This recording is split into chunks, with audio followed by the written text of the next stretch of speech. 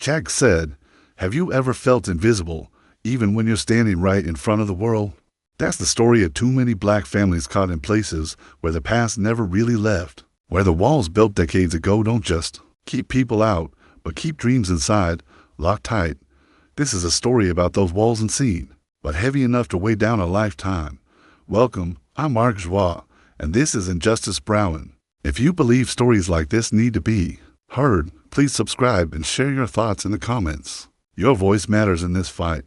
There's a neighborhood on the edge of the city where time seems frozen, where the cracks in the sidewalks tell more than just where they tell of broken promises. It's a place that looks quiet, but beneath the surface, grief runs deep. A black family lives here, 3 generations sharing a small house that was once built for someone else. A house that no bank would trust to loan money for improvements, because here, the color of your skin changes your value. The father, Michael, wakes up every morning feeling the weight of those walls pressing down on him. He remembers stories from his father how the streets they walked on were shaped by laws meant to keep black families boxed in, far from better schools, better jobs, better futures. Redlining, they called it, marking neighborhoods like this one as dangerous, undesirable. It wasn't just a policy, it was a sentence handed down silently from one generation to the next. And Michael feels it every time he looks at the cracked paint on the window or the weeds pushing through the front yard. He's not just fighting poverty, he's fighting a system that's set up to hold him there. The local store charges more for the same groceries. The school his kids go to is overcrowded and underfunded, and the police patrol the streets like they're looking for trouble. It's a feeling that never leaves. You're watched, judged, treated like a suspect before you've even had a chance to explain. One afternoon, Michael's youngest daughter, Kayla, comes home from school with her head down. She tells her mother about the teacher who called on every student except her, about the other kids whispering she's slow when she walked past. It's not the first time Kayla's faced this, being overlooked, ignored, treated like she doesn't belong. It's the small cuts that bleed over time, and then there's the fear that one wrong move, one unlucky glance can spiral into something worse. The news tells stories, everyday stories about black men and women stopped on the street, questioned, sometimes hurt, sometimes killed. Michael feels it like a drumbeat in his chest, a warning he can't turn off. But even in this shadowed place, there's a quiet dignity. Michael wakes before dawn to catch the bus to work, the same job he's had for 10 years steady, but nowhere near enough to fix the house or give his children what they deserve. He smiles when Kayla sings around the kitchen, tries to be strong for his wife, Lisa, who keeps the family holding together with fierce love. Yet, the world outside doesn't see their strength. It sees a statistic of family trapped in a cycle they didn't choose but can't escape. The invisible walls aren't just around their house, they're in the banks that won't lend them, in the schools that won't fund them, in the streets that don't protect them. It's a shadow long cast, stretching from a history of slavery, segregation, and Jim Crow laws to the subtle, everyday ways the system says, you don't belong here. Michael knows the weight of those shadows, but he also knows something else: hope. Not the kind that waits for a miracle, but the kind that fights back every day, in every small act of love, in every moment they refuse to be broken. The weight is heavy, yes, but it's also the weight that forges resilience. And so, the family moves through their days not free, but unbowed, facing the world that tries to keep them down, holding onto the belief that one day, those walls will crumble, because even in the darkest shadows, a spark can grow. That's the first step of the journey, the quiet grief, the simmering anger, the fight to exist in a world that wasn't made for you. If this story hits close to home, tell me in the comments how you've seen these walls and how to keep pushing back. And remember, subscribing keeps the conversation alive, because the story isn't over yet. ChatGPT said, you ever feel like the world's set to break you and then it does? Like all the quiet struggles, the whispered fears, the unseen battles suddenly crash down at once, and you're left standing in the wreckage, wondering how much more you can take. That's the moment Michael never thought would come, but it did.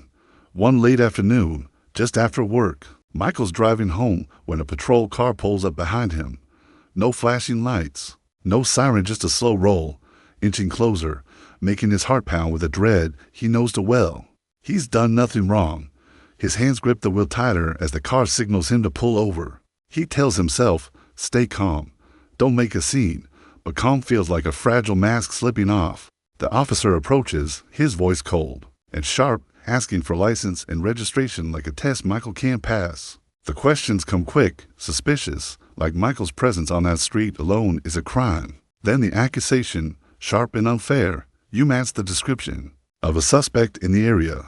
No explanation, no chance to clear his name. Just suspicion, assumption, and fear pressed down like a fist. Michael's hands tremble. He tries to explain, to stay steady, but the officer's eyes narrow, searching for reasons to make him guilty. And then, the demand to step out of the car, command, not a request. Michael's heart races. Around them, time feels suspended, neighbors peeking from windows, the silence heavy with tension. When Michael reaches to comply, the officer suddenly grabs his arm to hard, twisting it behind his back. Pain flares sharp and bright, and the world tilts. Michael's voice cracks as he asks why, but the answer is a cold, uncaring because, I said so. There's no justice in those words, only power and fear. A second officer arrives. The situation spirals fast. What started as a routine stop turns into something else entirely. Words fly, voices raised, accusations sharper than any blade. Michael feels the crushing weight of being seen not as a man, but as a threat.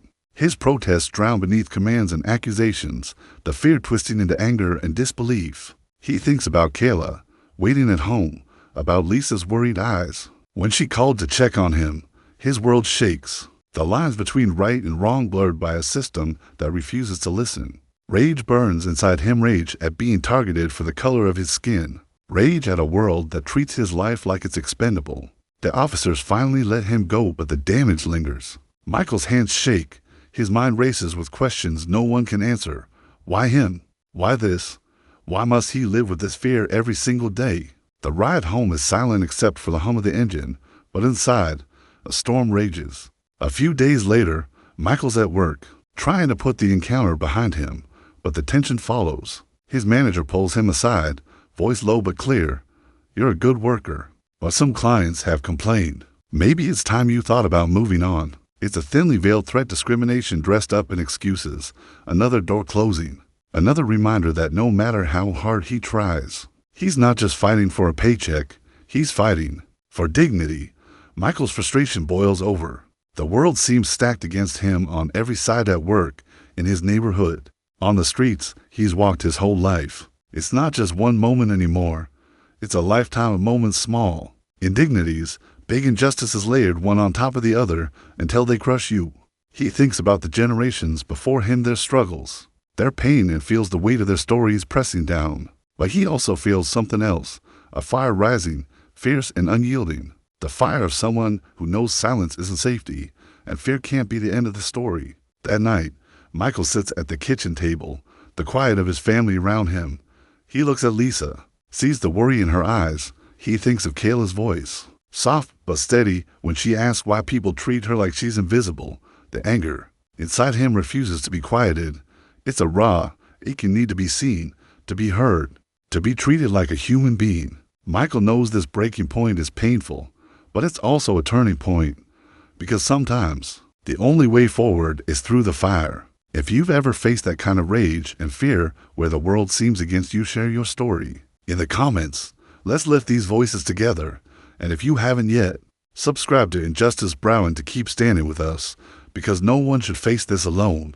Jack said, after the storm, there's always a moment when the noise fades and the real work begins. For Michael, that moment came not in the headlines or the anger, but in the quiet spaces inside himself, inside his family, and inside a community that refused to let him fall. He knew the world outside could be cold and unforgiving, but here, in these small corners, there was something else, something strong, something unbreakable, the strength of history, the strength of those who had come before him, the strength of a people who survived chains, who survived segregation, who survived everything the world threw at them and still kept walking. Michael started looking deeper into that history, not the textbooks that glossed over pain and struggle, but the stories passed down in voices like his grandmother's, worn with time but full of fire, stories about Harriet Tubman guiding the lost of freedom, about the marchers in Selma who walked for justice, about the everyday heroes who fought quietly with dignity for a chance to breathe.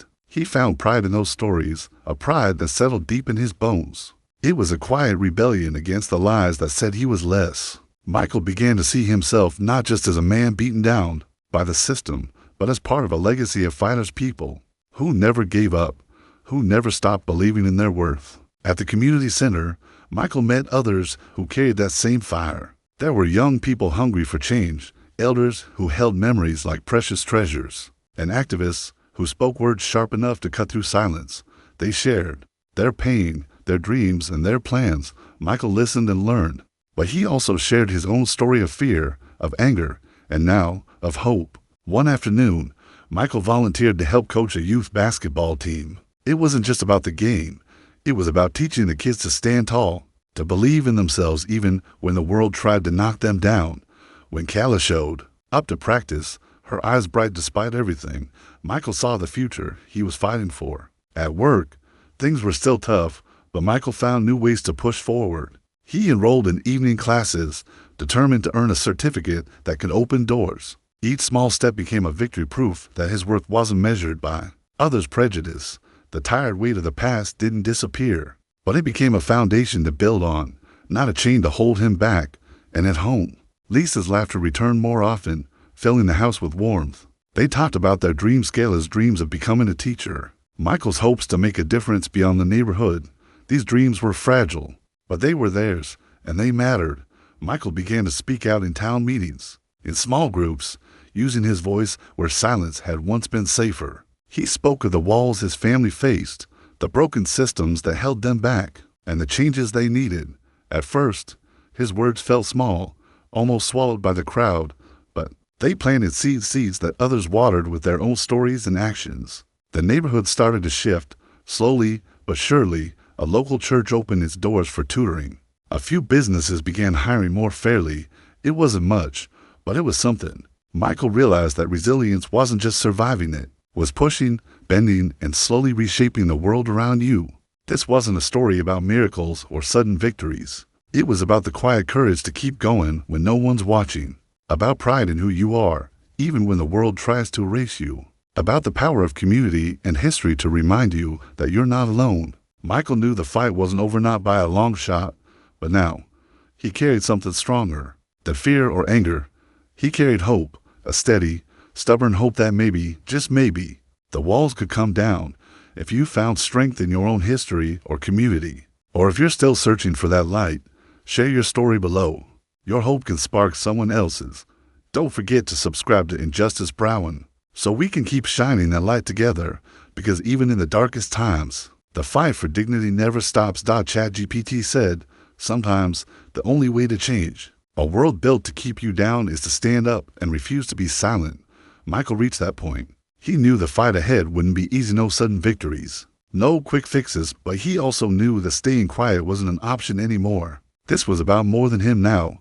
It was about his family, his community, and the future they deserved. With that fire burning stronger than ever, Michael began to use his voice as a weapon, not one that breaks bones, but one that breaks walls, the walls of ignorance, of fear, of silence. He started attending local council meetings, speaking out about the police violence in his neighborhood, the lack of opportunities, the broken promises that stretched back generations. His words weren't polished at first, but they were honest and raw, and that made them impossible to ignore. He connected with others who shared his passion, lawyers fighting civil rights battles, activists organizing protests, mothers who had lost children to the system's cruelty.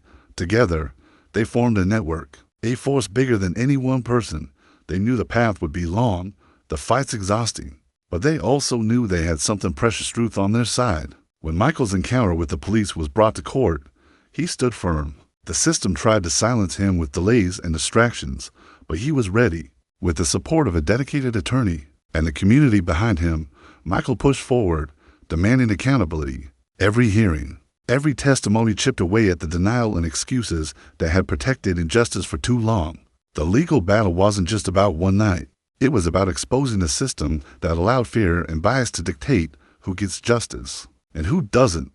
Michael's case sparked conversations that spilled into schools, churches, and city halls. People began to see the cracks in the system, the bias hidden in policies, the silence that enabled violence, the doors closed to so many because of their skin color. Alongside the courtroom fight, Michael helped organize community workshop spaces where people could learn their rights, share their stories, and plan action. These gatherings weren't just meetings, they were lifelines. They reminded everyone involved that change wasn't just possible, it was already happening, one step at a time. Of course, the fight took a toll. There were moments when frustration threatened to swallow hope. When the weight of history felt too heavy to carry, friends doubted, enemies pushed back hard, and the slow grind of justice tested Michael's resolve. But every time he felt like giving up, he thought of Kayla's eyes, bright with dreams that refused to be dimmed, of Lisa's steady love, and of the generations who fought before him. Michael's activism began to ripple outward. Local leaders who once ignored the neighborhood started listening. Police departments agreed to new training programs. Schools pledged more funding. These were small victories, but they mattered. They were signs that the system could bend, even if it wouldn't break overnight. Michael knew the journey was far from over. The battle for justice was ongoing, marked by setbacks and hard-won progress. But he also knew that his voice, joined with countless others, was changing the story of a people who refuse to be erased, who demand dignity and respect, who fight with patience, courage, and unyielding hope. If you've ever raised your voice for justice or felt the fire to stand up despite the odds, share your story below. Join us by subscribing to Injustice Browin so we can keep pushing forward together. Because the fight for justice is hard, but it is never in vain. Chag said, the road Michael walked wasn't a straight line. It curved and twisted, sometimes disappearing into shadows, sometimes bathed in light. And even now, years after that night that changed everything, the journey continues unfinished, uncertain, but alive with meaning. There's a quiet weight that comes with carrying the stories of pain and resilience. Michael knows that well. He's felt the cost of sleepless nights, the strained relationships, the constant vigilance. Injustice isn't just a headline or a moment. It's a life lived with scars beneath the skin, memories that never fully fade. But it's also a story of strength passed down like a torch, from those who fought before him to those who will fight long after. Michael looks at Kayla now, her face full of hope and questions. He knows the world she steps into won't be perfect. It never is. But he also knows that the fight he and so many others have waged isn't just for today. It's for her and for every child who deserves a future free from fear. There's a cautious optimism in Michael's heart, not blind hope, but a steady belief that change is possible when people refuse to stay silent. He sees the cracks forming in systems once thought unbreakable, the voices rising louder, demanding dignity and respect. It's slow work and often painful, but it's real. He remembers the faces of those who stood beside him, the activists, the lawyers, the neighbors who showed up not just in moments of crisis, but day after day, building something lasting. Their sacrifices remind him that no one fights alone. Each small victory is a thread in a larger fabric, weaving together the past and the future. Michael knows the fight isn't over. The shadows still linger in policies, in attitudes, in everyday moments that remind you how deep the roots of injustice go. But he also knows that every act of courage, every word spoken in truth, every hand raised in solidarity pushes those shadows back. As he reflects on his journey, Michael feels a responsibility not just to carry his own story, but to lift others up, to help build a world where justice isn't a hope, but a reality. It's a long road forward, marked by challenges and setbacks, but also by the undeniable power of resilience and unity. If you're listening, know this: your story matters. Your voice matters. The struggle continues, but so does the hope. Share your thoughts, your experiences, and keep the conversation alive. Subscribe to Injustice Browin and be part of a community committed to standing strong, speaking out, and never giving up, because the road ahead may be long, but it's one we walk together, carrying the past, shaping the future, and holding on to the unbreakable spirit of those who came before us and those who will follow.